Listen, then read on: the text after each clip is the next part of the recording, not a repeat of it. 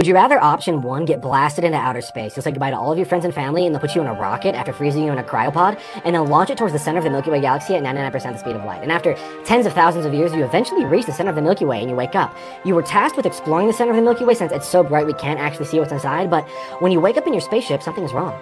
You aren't alone in your spaceship anymore. Sitting down in the cockpit, you find none other than John Milky Way, the ruler of the Milky Way galaxy. He tells you that you've come just in time because in the next universal year, all of the galaxies in the universe are going to hold a tournament to see who has the most powerful organic life form. But before you can ask any questions, John snaps his fingers and teleports you somewhere else outside of your spaceship.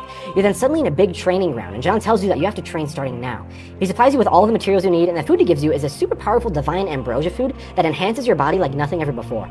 Thousands of years seem to pass while you wait for however long a universal year is before the tournament starts, but once you've become what can only be described as a superhuman, you set off for the tournament. John teleports you to the preparation area, and you see billions and billions of life forms gathered around. John gives you a little pep talk before, and he says, yo dude, the winner of this tournament will get any wish granted by the Permanent Source Supreme, who's the ruler of all the universes, galaxies, and whatnot, as well as a cool trophy. And you're like, dang, dude, all right.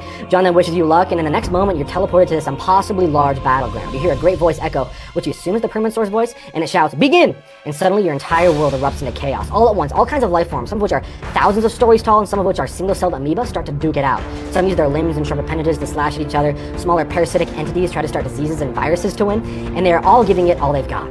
But what they don't know is that you, my friend, are the perfect life form. Your immune system fights off diseases, and your sheer willpower and the indomitable human spirit, you block the blows from your enemies and fight back with tenacity never before seen in the universe. All of the gods look down at you in amazement as you tear through the competition with a fire in your eyes that seems like it could set the entire universe itself on fire. And this battle goes on for what seems like days, and then months, and maybe years, you aren't even sure, until there's only 2 fighters left, you and Ivessa, a warrior queen from the Cosmos Redshift 7 galaxy. You two begin to duke it out, but during the battle, you often exchange words, and you learn more about each other.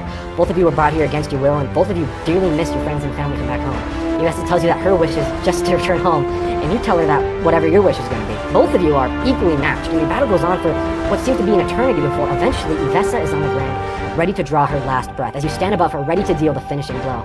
All the gods look down at you, anticipating this moment, but before you can do anything, you hear a big bell suddenly ring out, which courses through every fiber of your being. You then hear the Permanent Source's voice say, time's up, we got 2 winners. Yeah, totally forgot there was a time limit, but anyways, both of you get wishes, both of you win, good job.